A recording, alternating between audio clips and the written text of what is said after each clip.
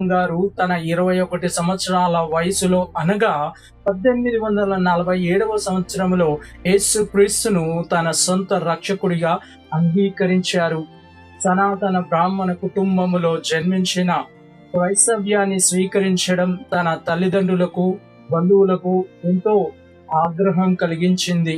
దాని ఫలితంగా ఎన్నో రకాల శ్రమలన్నీ, బాధల్ని అనుభవించాల్సి వచ్చింది. కానీ జగన్నాథం గారు వీటన్నిటికీ ఓర్చి విశ్వాసములో వెనుకడుగు వేయక అదే సంవత్సరం ఏప్రిల్ 19న బాప్తిసము ద్వారా బహిరంగ సాక్ష్యమిచ్చి ప్రభువు కొరకు నిలబడ్డారు. ఇదిలా ఉండగా జగన్నాథం గారు 1851 సంవత్సరంలో మార్చ్ 6వ తేదీన ఎలిజా హాస్బాన్ అనే స్త్రీని వివాహమాడారు. తర్వాత జగన్నాథం గారు విశాఖపట్నం ప్రాంతంలో లండన్ మిషన్ తరపున 1858లో సంఘ కాపరి